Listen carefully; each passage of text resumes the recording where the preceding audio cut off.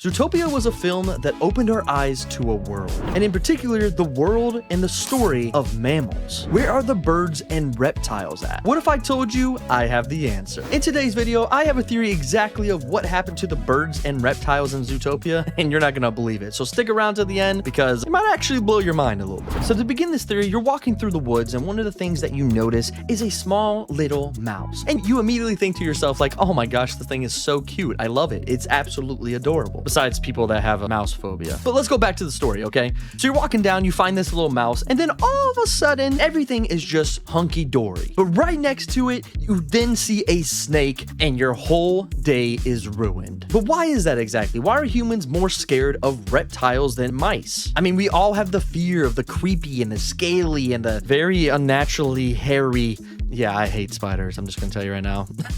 They should all just die. I know they do something for our food web, but I hate it. But when you think about it, there's not that big of a difference between mammals and reptiles. Reptiles, birds, and mammals are all tetrapods, oxygen-breathing vertebrates with the same organ components. And in a lot of ways, they seem to be more the same than different, with the main difference being how each regulates their body temperature, and whether they give live birth or happen to lay eggs. So the question that comes up is, if all of these are very similar, why weren't they in and welcomed to Zootopia? I mean, Zootopia claims to be a city where anyone can be anything. But in the film, there are times that not every citizen is treated the same. I mean, let's take our buddy Nick Wilde, for instance, who is regarded by many to just be a sneaky killer fox. So no one trusts him, and most media thinks foxes are bad. Have you seen Sly Cooper from Dora? Judy Haas was just a dumb small bunny, which led to many people to believe she could not be a real police officer. So just maybe reptiles and birds are just seen as these freaky, creepy, scary monsters just because they are visually different. They were never welcomed into the city because they just didn't fit what the city was looking for, which makes you really think if Zootopia is really for everyone. Reptiles have no hair, they lay eggs, blasphemy, and some lizards can even regrow body parts. I mean, if you think about if there was a human that was like at your lunch table that did this, you'd probably be like, yeah, you're not welcome here, buddy. Sorry. You're weird.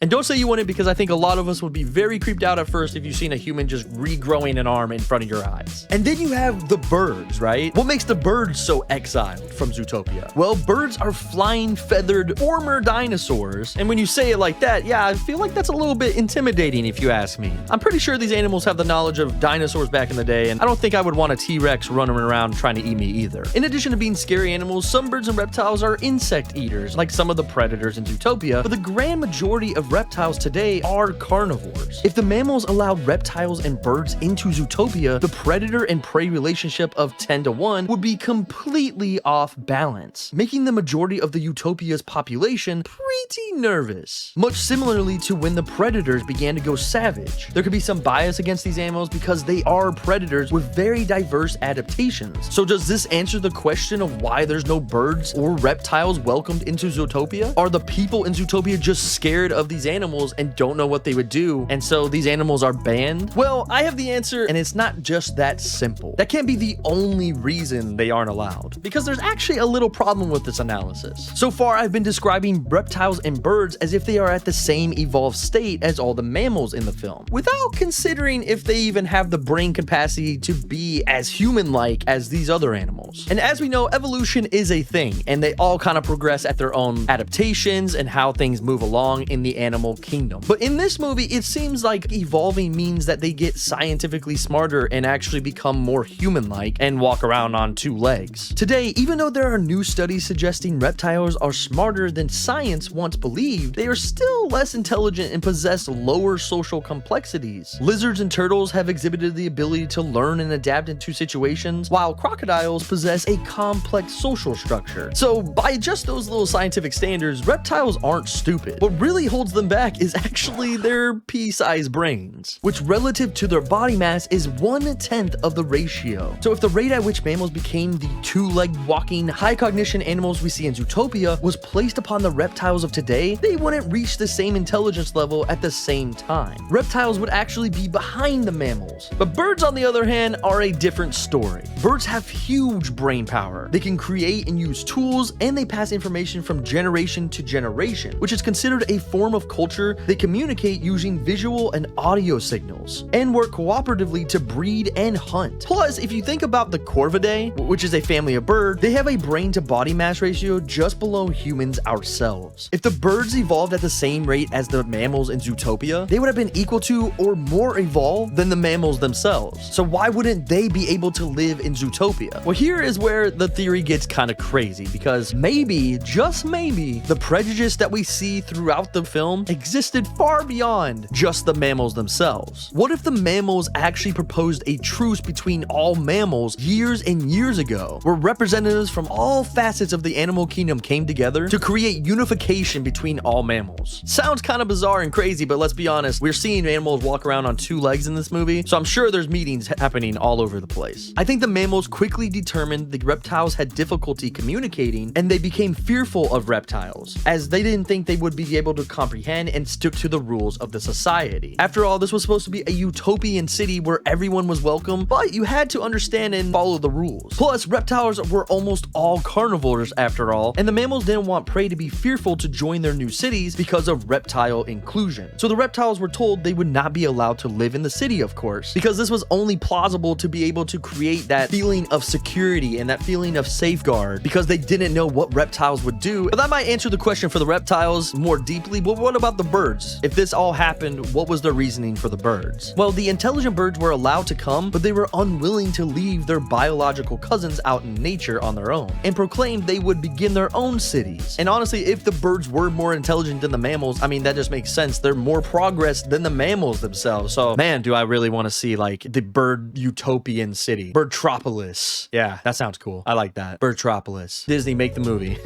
Byron Howard, one of the Zootopia directors, was asked rhetorically in an interview if in the future we will explore other cities that have reptiles and birds, to which he responded maybe, which indicates they have considered reptiles and birds to exist within this world. And they also talked about them being intelligent creatures. So this all goes back to this theory of all these creatures being intelligent in their own way. They really don't know each other. It's like factions across the world that really just are, they know their people, but they don't know what the other people would do, so they don't trust them. And I feel like that makes so much sense. But maybe just don't call your city Zootopia, because zoos consist of all living things. And I think this all does fit with the themes centered around the Zootopia movie. If there was a reptilian bird society, it would likely be drastically different from the mammalian city, since they developed independently of one another. So this could actually lead into Zootopia 2, where we discover more different factions and worlds and cities that are completely reptilian or bird-like, or even possibly fish, because what exactly happened to the fish in this movie? They are gone too. Amphibians? Haven't seen one. And as we know, in the first Zootopia movie, they had to learn to accept each other in their society, but it probably would be a lot harder to accept people outside of your society with different cultures, different backgrounds. Now that I'm speaking about this is a great sequel. Disney, I hope this is what Zootopia 2 is about, because